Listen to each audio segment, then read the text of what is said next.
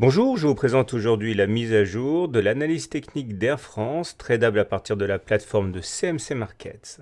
Alors avant de commencer, je vous rappelle qu'il s'agit d'une analyse de type hebdomadaire, c'est-à-dire que chaque bougie correspond à une semaine de cotation. Donc c'est une analyse de moyen long terme, comme je l'ai dit. Et également, il faut savoir que c'est une analyse purement technique qui ne tient pas compte des fondamentaux de la valeur.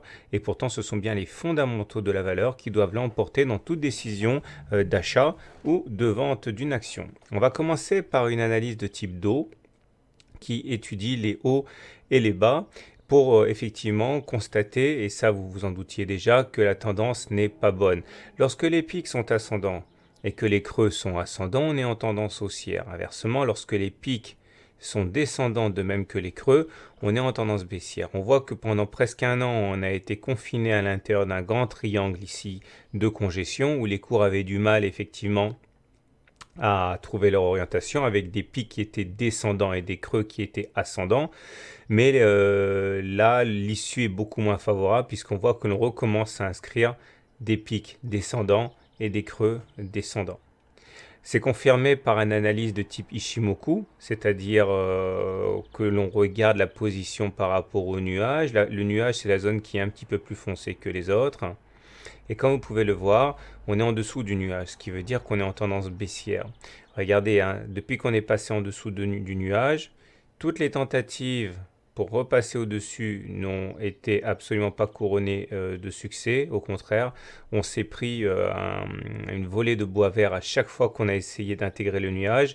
Il faudrait que l'on repasse au-dessus du nuage, comme c'était le cas ici, pour se remettre en tendance haussière. Si maintenant on mène une analyse de type graphique, on voit qu'effectivement Air France réagit très bien à l'analyse graphique. On a d'abord évolué toute l'année 2013 à l'intérieur d'un biseau descendant. On sait que les biseaux descendants se cachent généralement par le haut, ça a été chose faite. Il y a plusieurs façons de calculer les objectifs. Une des façons de faire, c'est d'aller rejoindre le point le plus haut du biseau, ça a été chose faite quelques mois plus tard. Et même le dernier objectif extrapolable à partir du biseau descendant a été touché, puisqu'il s'agit de prendre la hauteur entre le point le plus haut et le point le plus bas du biseau, de le reporter au-dessus du point de cassure, et on voit que ça aussi, ça a été touché. Puis c'était ensuite le tour d'un double top de faire son apparition. On sait que les doubles tops se cassent généralement par le bas. Et effectivement, hein, l'objectif est de prendre la hauteur du double top et de le reporter en dessous du point de cassure. Là aussi, les objectifs ont été pleinement ralliés. Et depuis, eh bien, comme je l'ai dit, on évolue à l'intérieur d'un triangle symétrique. Et là, malheureusement, la cassure s'est faite par le bas. Et un des deux objectifs a déjà été rallié. Le premier objectif d'aller chercher le point, le précédent creux qui permet d'accrocher l'oblique basse, ça a été rallié, c'était les 7 euros. Le deuxième objectif est maintenant d'aller chercher ce point-là, c'est-à-dire les 5,7 euros. C'est-à-dire que c'est notre support solide de référence. Au niveau technique, là aussi, ce n'est pas bon, puisqu'on voit que le MACD est en dessous de son signal, que le stochastique est dans sa zone de survente en dessous de 20, et que le momentum est négatif. Tous ces éléments laisse planer quand même le doute sur la capacité d'Air France à rebondir rapidement. Il faudrait pour bien faire et inverser la tendance que le MACD passe au-dessus de son signal, comme ça a été le cas ici, que le stochastique sorte de sa zone de survente, comme ça a été le cas là, et que le momentum bascule positif, comme ici, pour effectivement espérer une réaction haussière. Pour l'instant, ce n'est pas le cas, on surveillera de près ce qui se passe néanmoins prochainement. Donc si on fait le bilan, mais ça encore une fois, c'était assez évident au regard de la dégringolade à laquelle on a assisté, la tendance est baissière au regard de la théorie de dos, et également baissière au regard du système Ishimoku. La configuration graphique est baissière et la configuration technique est baissière aussi. Le prochain support solide, c'est les 5,7 euros, c'est-à-dire ceci.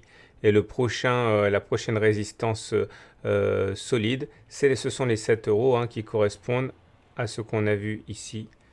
Ok, avec la Tenkan et la Kijun qui vont faire résistance à toute réaction haussière. Pour terminer, j'aimerais quand même vous présenter un graphe journalier. Donc on voit la très longue agonie des cours. On a évolué pendant plusieurs mois à l'intérieur de ce canal jaune. Une fois qu'il a eu été cassé ici, une fois qu'il n'a plus été capable de provoquer des sursauts, eh bien cela a provoqué une accélération. Maintenant, on remarquera qu'il semble que nous soyons en train de construire un léger support ici sur les 6,2 euros. On voit qu'on a rebondi 2 fois dessus, donc ça c'est assez intéressant. Mais de toute manière, hein, le prochain objectif et le prochain obstacle déterminant en unité journalière, c'est d'aller se départir de cette oblique noire ici sur les 6,3, 16,4 euros. Tant qu'on n'aura pas cassé ça, on aura du mal à espérer avoir un rebond technique durable. Voilà, je vous souhaite une bonne journée, une bonne semaine de trade et à très bientôt pour une mise à jour.